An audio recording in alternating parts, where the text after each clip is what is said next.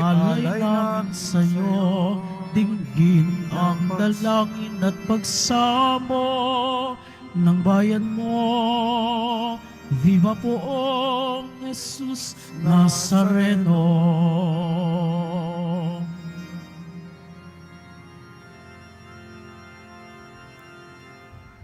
Sa ngalan ng Ama at ng Anak at ng Espiritu Santo, Amen. ang pagpapala ng ating Panginoong Hesukristo, ang pag-ibig ng Diyos Ama, at ang pakikipagkaisa ng Espiritu Santo, naway sumainyong lahat. At sumaiyo rin. Mga kapatid, aminin natin ang ating mga kasalanan upang tayo ay maging marapat gumanap sa banal na pagdiriwang.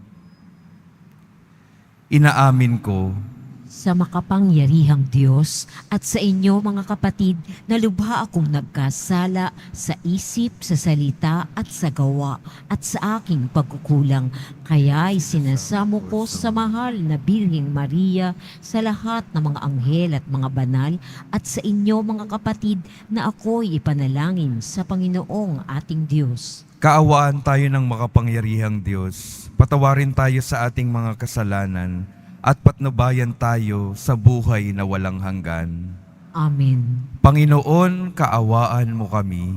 Panginoon, kaawaan mo kami. Kristo, kaawaan mo kami. Kristo, kaawaan mo kami. Panginoon, kaawaan mo kami. Panginoon, kaawaan mo kami. Manalangin tayo.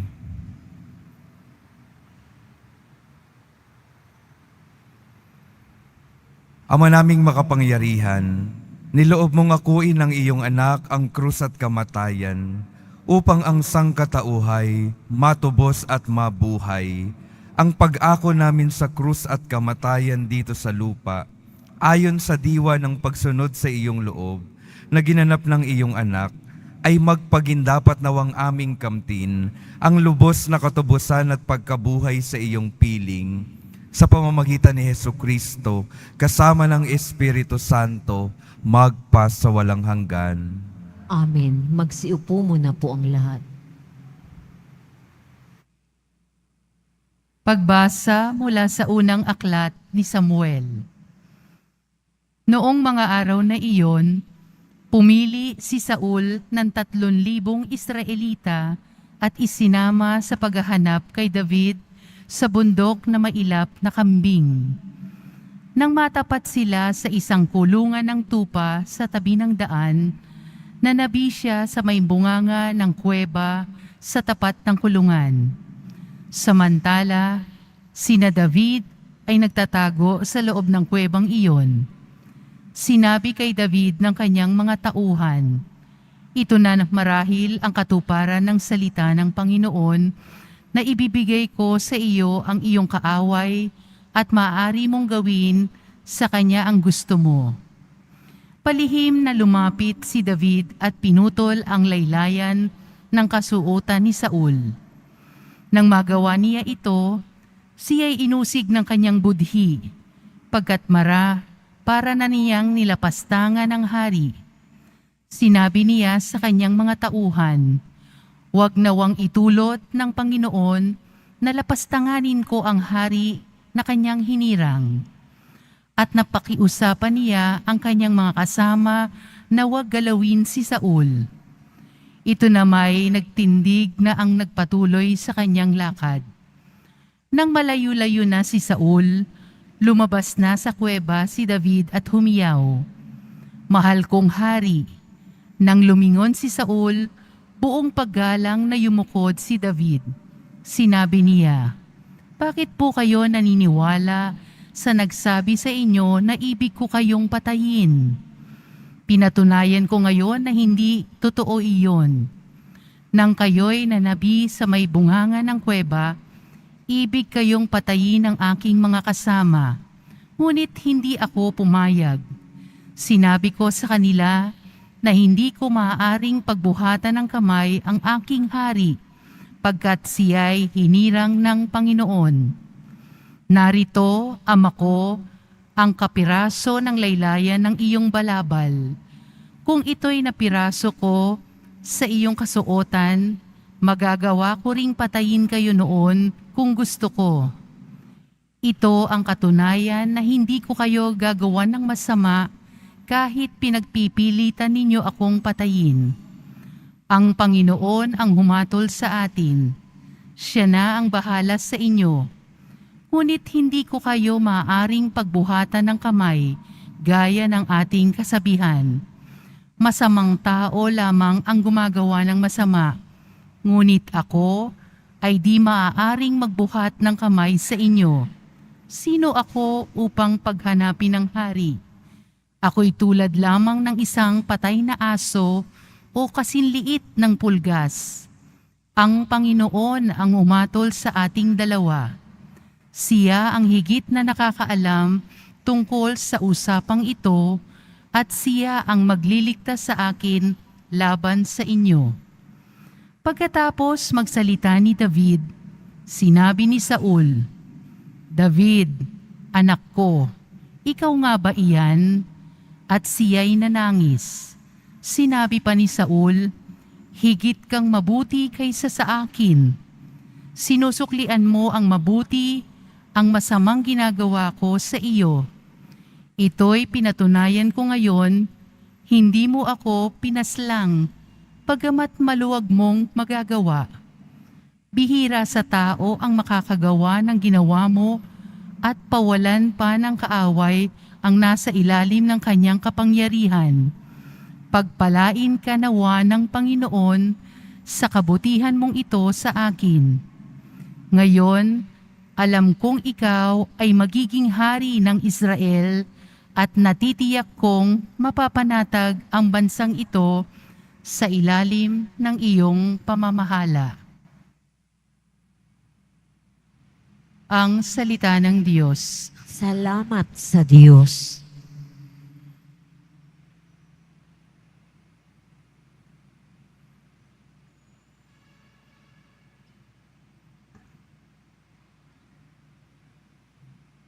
Poon kami kaawaan at lagi mong kahabagan. Poon kami kaawaan at lagi mong kahabagan. Mahabag ka, o aking Diyos, ikaw sana ay mahabag. Sa iyo lumalapit upang ako ay maligtas. Pagkat aking nasumpungan sa lilim ng iyong pakpak, ligtas ako sa panganib hanggang ito ay lumipas. Poon kami kaawaan at lagi mong kahabagan.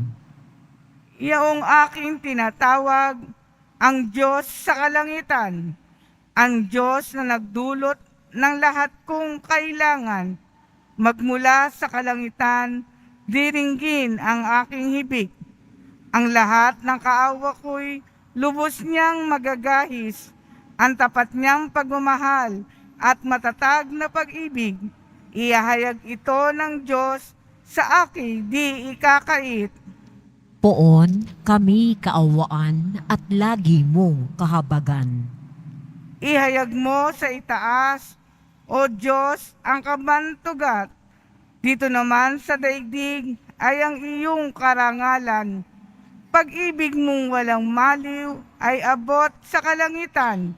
Nadarama sa itaas ang lubos mong katapatan. Poon kami kaawaan at lagi mong kahabagan. Magsitayo na po ang lahat.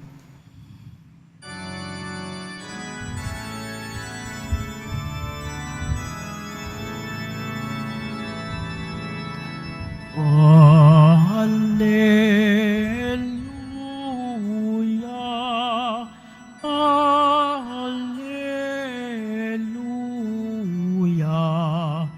Alleluia,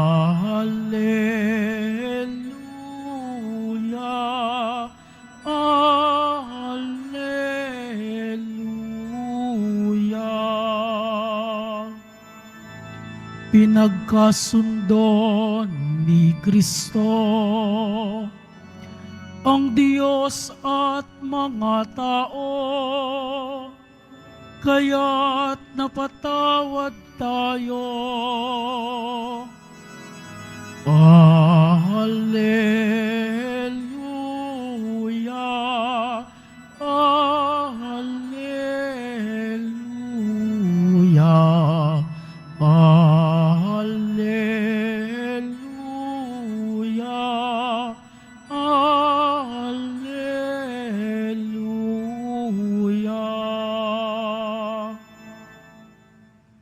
Sumainyo ang Panginoon.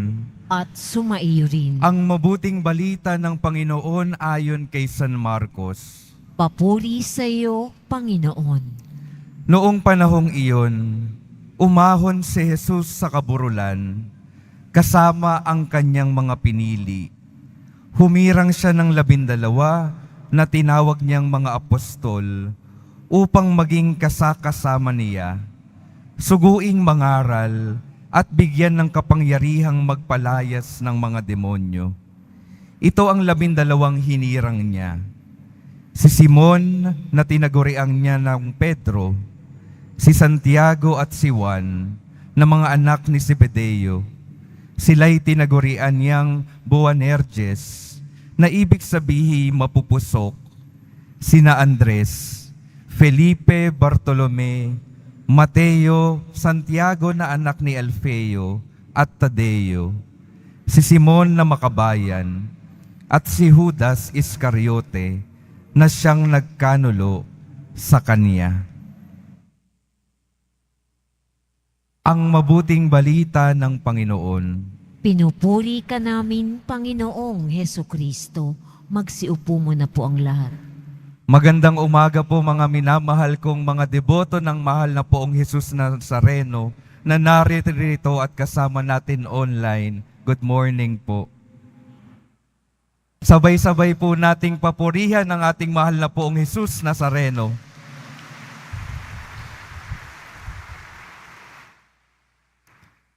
Pakingitian naman po yung mga katabi ninyo. Pakisabi sa kanila, pinipili ka ni Jesus Nazareno.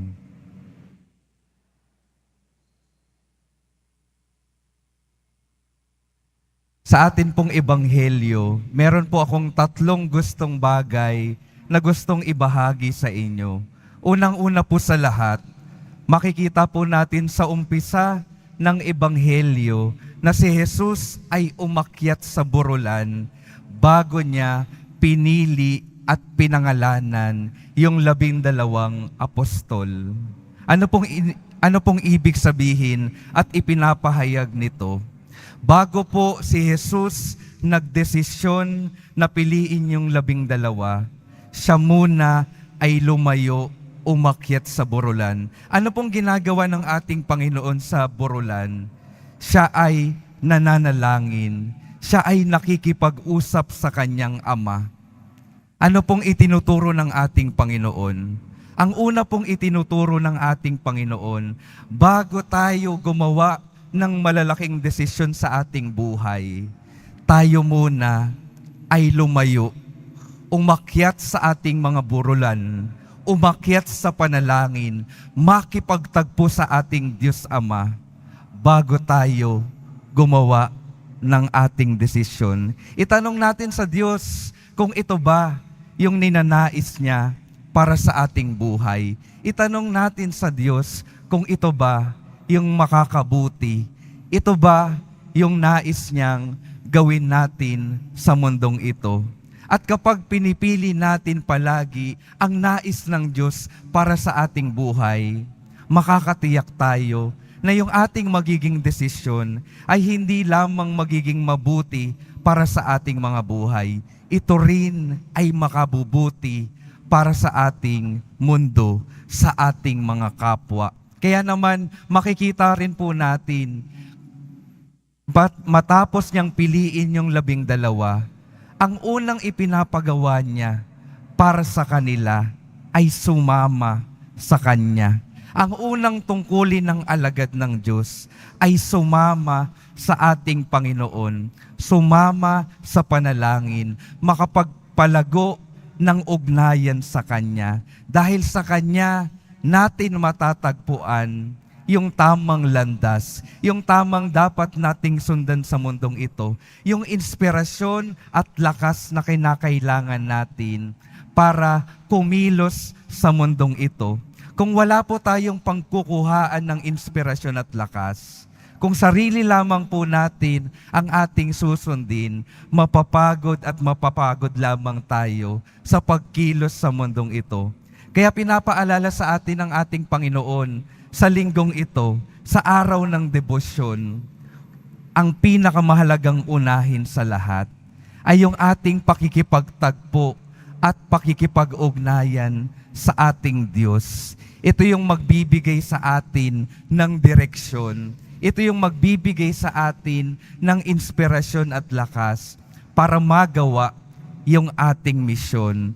Ang pinakamahalaga na dapat nating unahin ay ang ating panahon kasama ang Diyos. Kaya napakaganda po sa umagang ito, sa araw na ito po yung ating inuuna, yung ating Panginoon. At mapapatunayan pa rin po natin na napakahalaga sa atin ng ating Panginoon sa ating pagbibigay ng panahon sa Kanya. Magandang tanongin yung ating mga sarili. Kung mahalaga yung Diyos para sa aking buhay, gaano kadaming panahon yung inilalaan ko para sa Kanya? Hindi ho ba pinaglalaanan natin ng panahon yung mga bagay na mahalaga para sa ating mga buhay? Kaya magandang tingnan, ako ba ay naglalaan ng sapat na panahon para kausapin yung Diyos na nagbibigay ng lakas at pag-asa sa aking buhay? Yun po yung una, maglaan ng panahon para makatagpo yung ating Panginoon. Yung ikalawang bagay pong gusto kong tingnan natin ay yung mga piniling alagad ng ating Panginoon. Tanong ko lang po, kapag tayo ay may trabaho at binigyan tayo ng kapangyarihan na pumili ng mga taong makakatrabaho natin, hindi naman ho tayo pipili ng mga tamad. Hindi tayo pipili ng mga pasaway. Hindi tayo pipili ng mga walang kakayahan. Pero kung titingnan po natin yung mga pinipili na alagad ng ating Panginoon sa Ebanghelyo, yung 12 iyon, hindi naman sila yung the best. Hindi sila yung perfect. Hindi sila yung the most qualified. Sa katotohanan, kung titingnan po natin sa buhay nila habang kasama nila si Jesus, maraming pagkakataon na ipinapakita ng buhay nila na sila ay mahina. Sila ay tumatalikod, tumatakbo kapag nahihirapan na yung ating Panginoon. Sila ay may tendency na magtaksil, mahihina sila, makasalanan. May mga kakulangan sa kanilang mga buhay.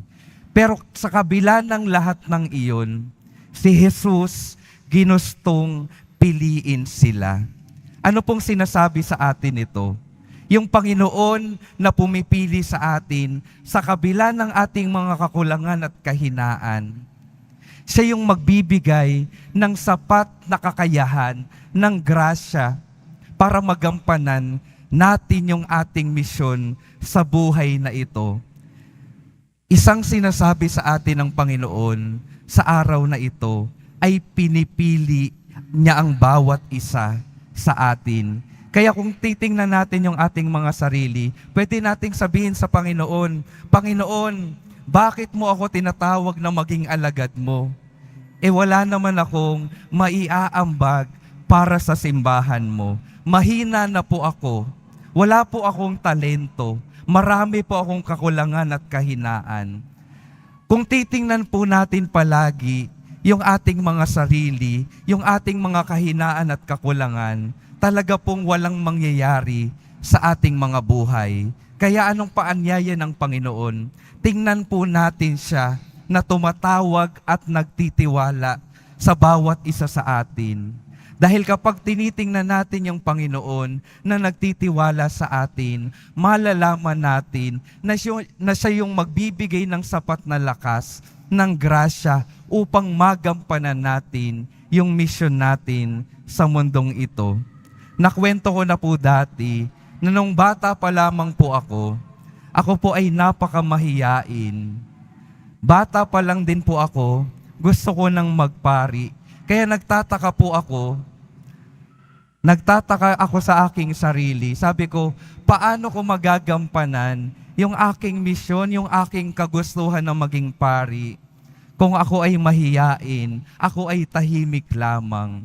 Pero habang ako ay lumalaki, hinayaan ko na yung Diyos ay kumilos sa aking buhay. At yung Diyos na kumikilos sa aking buhay ay binibigyan ako ng maraming oportunidad para ako ay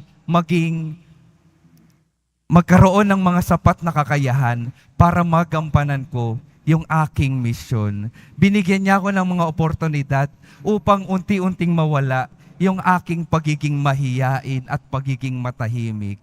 Yun po ay isang halimbawa na yung Diyos patuloy nakikilos sa ating mga buhay dahil tayo ay pinili niya.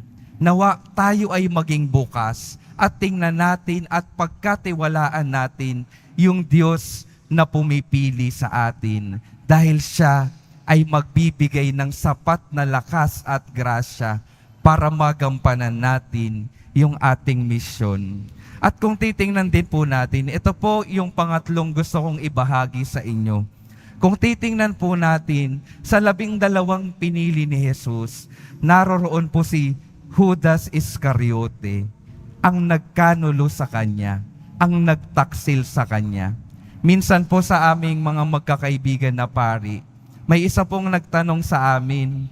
Ang tanong po nung isa kong kaibigan, nagkakamali ba ang Diyos sa pagpili sa atin? Kasi isa naman po talagang posibilidad bilang mga alagad ng Diyos na tayo ay nagkakamali.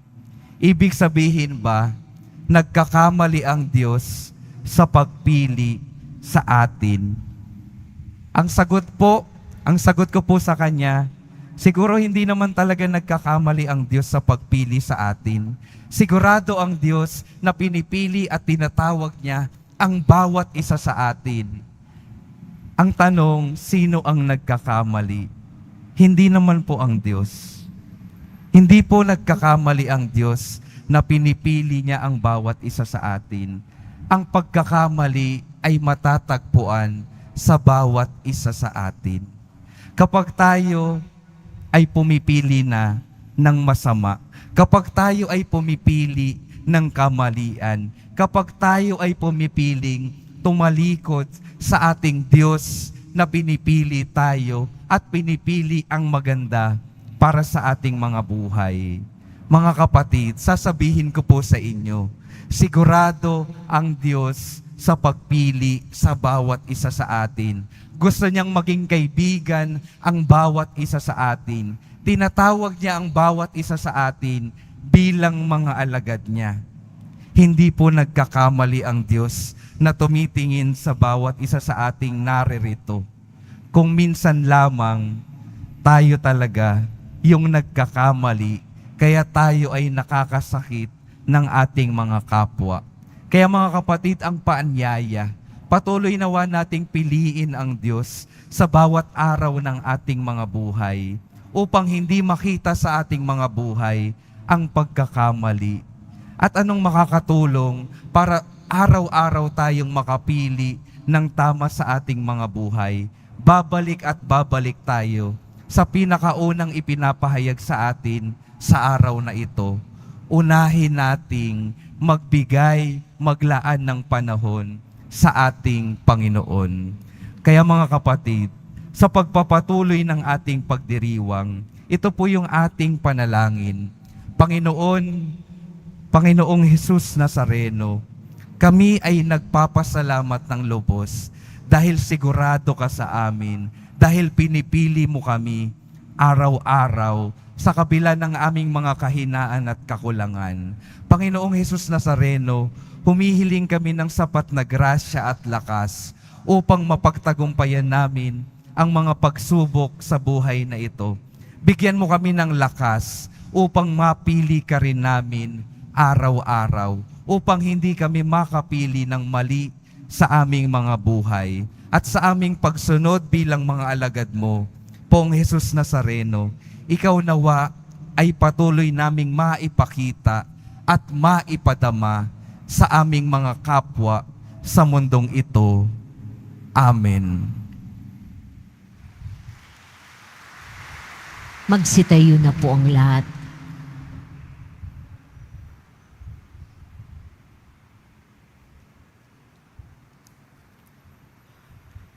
Mga minamahal kong mga kapatid, idulog natin sa mahal na poong Jesus Nazareno ang ating mga kahilingan. Taglay ang matibay na pananampalataya sa kanyang pagkadiyos, ang tapat na pag-asa sa kanyang kapangyarihan, at ang maningas na pag-ibig sa kanyang puso. Sa bawat panalangin ang ating sasabihin, Mahal na Poong Jesus Nazareno, kaawaan mo kami. Mahal na Poong Jesus Nazareno, kaawaan mo kami. Upang ang Eukaristiya na ating tinatanggap sa komunyon at inihahandog sa misa bilang alaala ng mga hirap ng mananakop, ay magdulot sa atin ng wagas na pagmamahal sa Diyos at sa kapwa. Manalangin tayo. Mahal na Poong Jesus Nazareno, kaawaan mo kami. Upang ang panalangin ni Jesus Nazareno sa halamanan ng Getsemani na dito'y pinawisan siya ng dugo, ay magasik sa atin ng pagkahilig sa panalangin na siyang mabisang lunas sa lahat ng karamdaman ng tao. Manalangin tayo. Mahal na Poong Jesus Nazareno, kaawaan mo kami. Upang ang koronang tinik, damit na purpura at krus, ay magpaalala sa atin ng kanyang mga aral at simulain bilang hari ng sanlibutan, ay dapat maghari sa ating isipan, angkan at lipunan. Manalangin tayo. Mahal na Poong Jesus Nazareno, kaawaan mo kami. Upang sa bisa ng kanyang pagpasa ng krus sa mga lansangan sa Jerusalem, ay matuto tayong makiramay at makihati sa mga kahirapan at tiisin ng kapwa. Manalangin tayo. Mahal na Poong Jesus Nazareno, kaawaan mo kami. Upang tulungan tayo ng mahal na Birhen, ina ng hapis, na maging tunay na larawan ng kanyang anak sa isip, wika at gawa, nang sa gayon ay makamit ang ating kahilingan sa Poong Jesus Nazareno.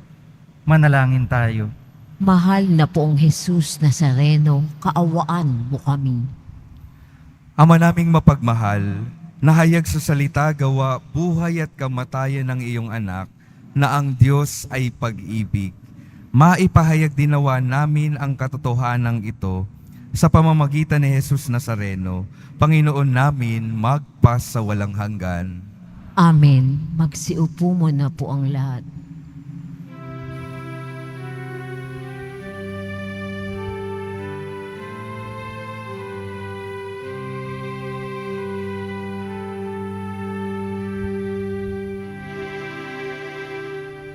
Poong Jesus Nazareno, naririto kami sa harap mo. Alak at tinapay, alay namin sa'yo. Mula sa tangkay ng ubas at butil ng trigo, upang maging dugo't katawan mo.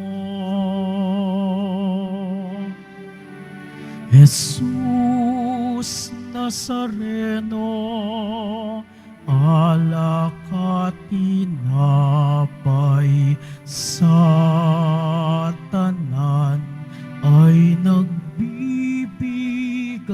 buhay. Biyayang kaloob mo ay aming inaalay, aming hiling pagpapalat, buhay na dalisay. Magsitayo na po ang lahat. Manalangin kayo mga kapatid upang ang paghahain natin ay kalugdan ng Diyos Amang makapangyarihan. Tanggapin nawa ng Panginoon itong paghahain sa iyong mga kamay sa kapurihan niya at karangalan sa ating kapakinabangan at sa buong sambayanan niyang banal. Ama naming lumikha, sa ikapagpapatawad ng mga kasalanan, maganap nawa ang paghahaing ito na sa dambana ng krus ay siyang pumawi sa kasalanan ng buong mundo. Sa pamamagitan ni Hesukristo, kasama ng Espiritu Santo, magpa sa walang hanggan. Amen. Sumainyo ang Panginoon. At sumaiyo rin. Itaas sa Diyos ang inyong puso at diwa. Itinaas na namin sa Panginoon. Pasalamatan natin ang Panginoong ating Diyos. Marapat na siya ay pasalamatan.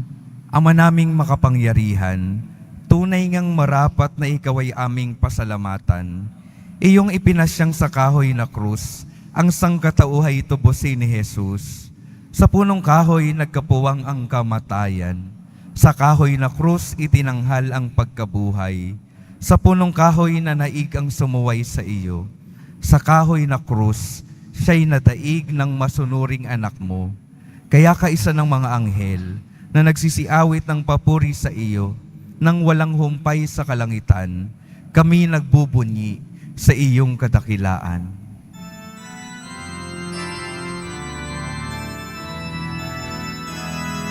Santo, Santo, Santo, Panginoong Diyos ng mga hukbo.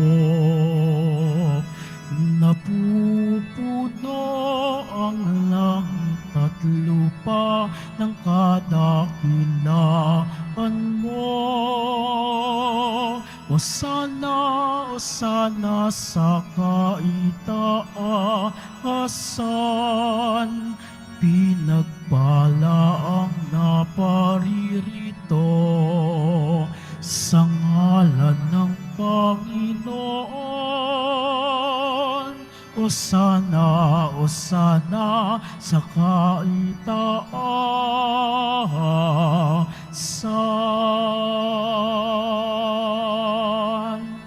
Magsilhod po ang lahat. Ama naming banal, ikaw ang bukal ng tanang kabanalan.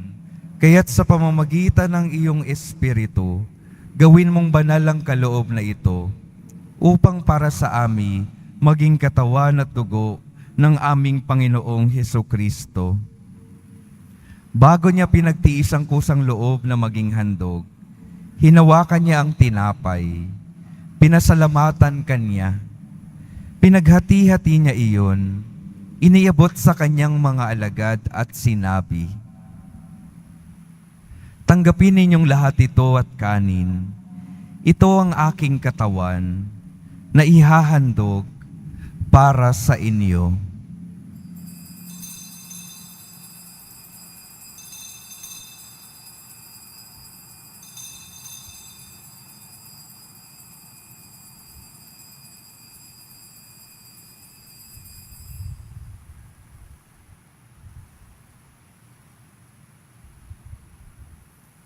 Gayon din naman nung matapos ang hapunan, hinawakan niya ang kalis, muli kanyang pinasalamatan.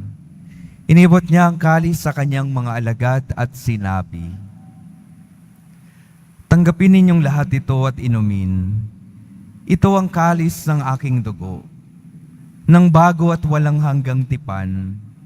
Ang aking dugo na ibubuhos para sa inyo at para sa lahat, sa ikapagpapatawad ng mga kasalanan. Gawin ninyo ito sa pag-alala sa akin."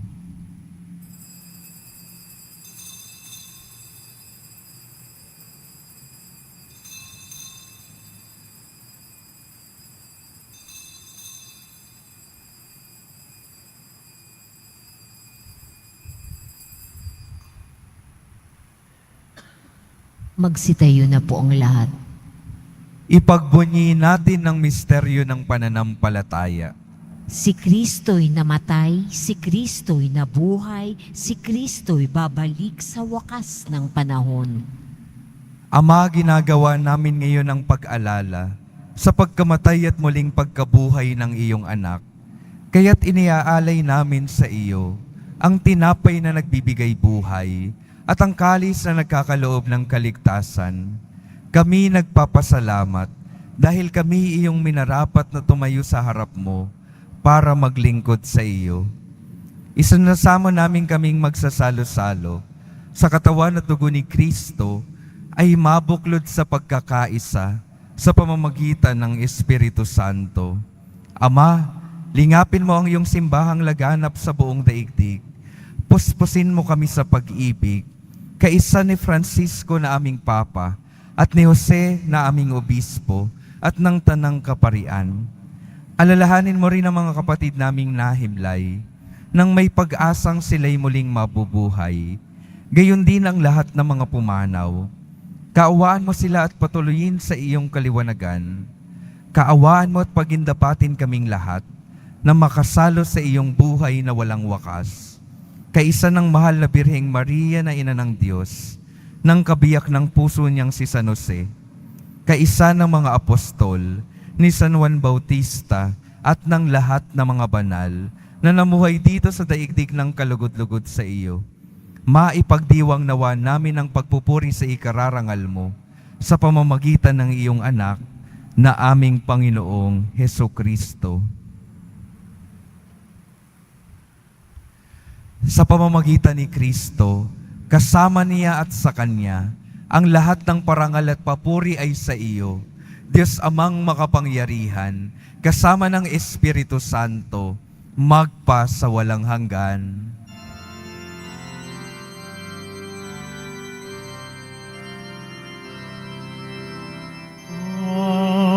Amen. Amen. Amen.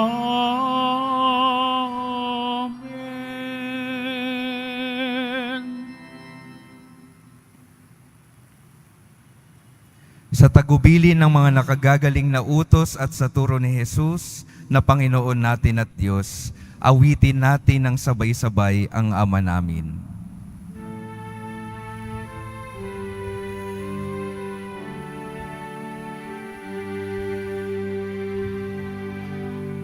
Ama namin, sumasalangit ka, sambahin ang ngalan mo, mapasa amin ang kaharian mo, sundin ang loob mo dito sa lupa para ng sa langit. Bigyan mo kami ngayon ng aming kakanin sa araw-araw. At patawarin mo kami sa aming mga para ng pagpapatawad namin sa nagkakasala sa amin. At huwag mo kaming ipahintulot sa tukso at iadya mo kami sa lahat ng masama. Hinihiling namin kami yadya sa lahat ng masama, pagkalooban ng kapayapaan na araw-araw, iligtas sa kasalanan at ilayo sa lahat ng kapahamakan, samantalang aming pinananabikan ang dakilang araw ng pagpapahayag ng tagapagligtas naming si Hesukristo. Sapagkat iyo ang kaharian at ang kapangyarihan at ang kapurihan magpakailanman. Amen. Panginoong Hesukristo, sinabi mo sa iyong mga apostol, kapayapaan ang iniiwan ko sa inyo, ang aking kapayapaan ang ibinibigay ko sa inyo. Tunghayan mo ang aming pananampalataya at huwag ang aming pagkakasala. Pagkalooban mo kami ng kapayapaan at pagkakaisa, ayon sa iyong kalooban, kasama ng Espiritu Santo, magpa sa walang hanggan. Amen. Ang kapayapaan ng Panginoon ay laging sumainyo. At sumaiyo rin. Magbigayan kayo ng kapayapaan sa isa't isa.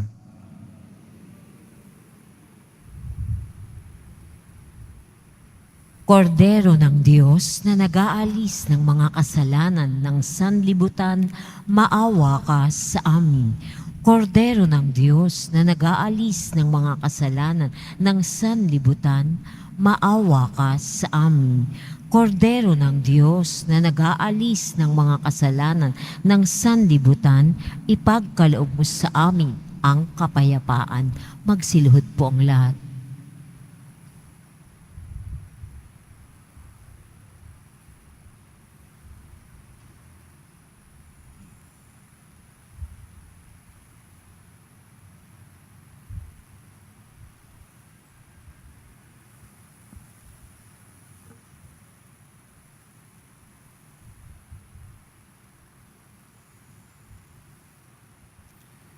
Ito ang kordero ng Diyos. Ito ang nag-aalis ng kasalanan ng sanlibutan.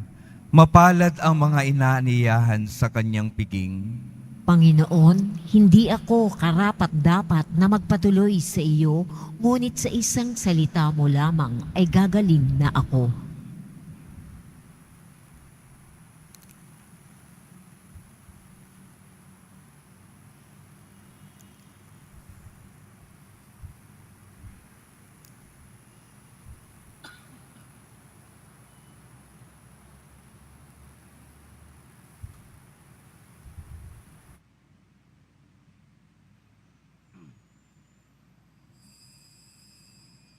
Para sa lahat ng tatanggap ng banal na komunyon, sasagot po tayo ng amen pagkasabi ng pari o lay minister ng katawan ni Kristo at isubo agad sa bibig bago umalis sa harapan ng pari o lay minister.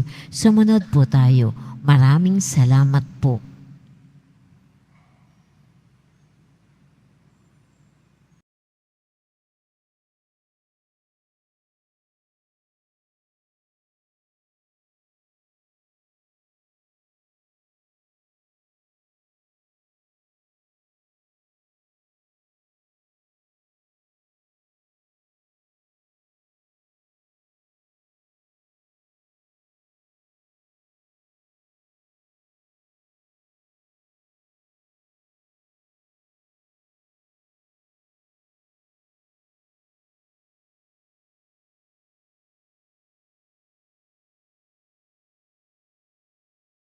Sitayo na po ang lahat. Manalangin tayo. Panginoong Hesukristo, kaming nagsalo-salo sa banal na pakikinabang ay nakikiusap sa iyo na ang mga nasasagip ng kahoy na krus na nagbibigay buhay ay iyong ihatid sa pagkabuhay sa kalwalhatian sapagkat ikaw ang Panginoon magpasawalang hanggan. Amen. Mga minamahal kong mga kapatid, patuloy po nating baunin ang tatlong bagay na ito. Unang-una po sa lahat, sa bawat araw ng ating mga buhay, palagi nawa nating unahin ang ating poong Jesus Nazareno. Makipagtagpo tayo sa Kanya sa panalangin sa araw-araw ng ating mga buhay. Ang ikalawa po, palagi po tayong pinipili ng Diyos. Sigurado ang Diyos na gusto tayong maging kaibigan, alagad, at gusto niya tayong makasama, magpasawalang hanggan. At ikatlo, nawa sa araw-araw ng ating mga buhay, tayo rin ay pumili sa ating poong Jesus Nazareno. Piliin natin siya araw-araw ng ating mga buhay. Sumainyo ang Panginoon. At sumaiyo rin. Mahal na poong Jesus Nazareno, inihayag mo sa pamamagitan ng krus ang walang maliw na pag-ibig ng Diyos sa sangkatauhan. Pakinggan mo ang kahilingan ng iyong angkan na nagsusumamo sa iyo. Makamtanawa nila ang iyong katugunan at tanggapin ang kasagutan na may utang na loob na tinatanaw. Basbasan din po ninyo ang mga daladala nilang mga imahen at dasalan. Sa pamamagitan ng bendisyon na ito, naway maalala nila ang mga pangako nila noon sa binyag, na ikaw ang kanilang iibigin at paglilingkuran bilang Panginoon magpa sa walang hanggan. Amen. At pagpalain kayo ng makapangyarihang Diyos, Ama, Anak at Espiritu Santo. Amen. Humayo kayong mapayapa, taglay ang pag-ibig ng Poong Jesus Nazareno. Salamat sa Diyos.